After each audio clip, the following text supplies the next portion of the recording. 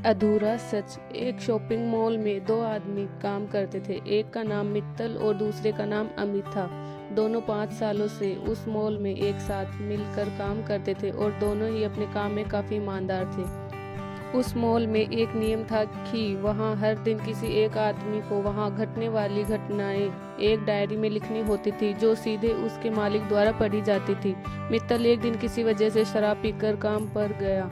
उस दिन डायरी में नोट्स लिखने की जिम्मेदारी अमित की थी। दिन खत्म होने पर अमित ने डायरी में लिखा, आज मित्तल नशे में धुत होकर काम पर आया। मित्तल ने उस डायरी को पढ़ लिया और अमित के पास जाकर उससे अपने ऐसे व्यवहार के लिए माफी मांगी और उससे रिक्वेस्ट की कि तुम भले ही डायरी से आज लिखी बात मत मिटाओ, लेकिन तुमने जिस तरह से बात लिखी है उससे मेरी नौकरी जा सकती है, क्योंकि वो सच हो तो ये भी आधा सच है। तुम उस डायरी में आगे लिख दो कि मित्तल 5 सालों में पहली बार शराब पीकर आया। अमित उसकी कोई भी बात सुनने को तैयार नहीं था। वो बोला, मैंने जो कुछ लिखा है बिल्कुल सच है और मैं उसमें कोई भी बदलाव करने नहीं वाला।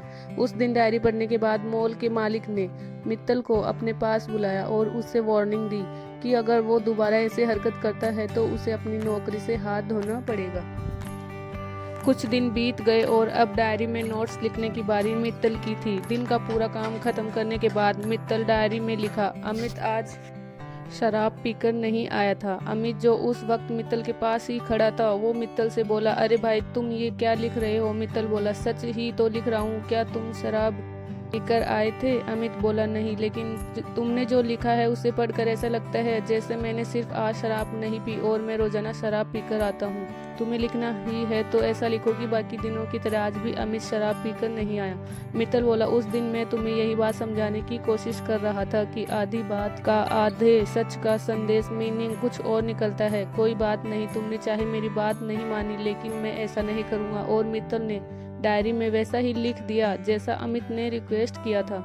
दोस्तों, कभी कभी आपने भी महसूस किया होगा कि हम जो कहना चाहते हैं वह हम सीधे सीधे तो कह देते हैं, लेकिन सामने वाले व्यक्ति द्वारा उसका कुछ और ही मतलब निकाल लिया जाता है। इसमें उस व्यक्ति की भी कोई ज़्यादा बड़ी गलती नहीं है, क्योंकि कुछ वाक्यों को पहले या बाद में कुछ एडिशनल शब्दों से उसका इंटेंट सही करने की ज़रूरत होती है। इसलिए मेरे प्यारे दोस्तों, आज के बाद चाहे सच बोलना, लेकिन सोच समझकर, और जो भी बोल रहे हो उससे क्या इंटेंट निकलने वाला है, यानी कि उससे क्या क्या संदेश कैरी होने वाला है, वह जरूर समझ लेना। Thank you.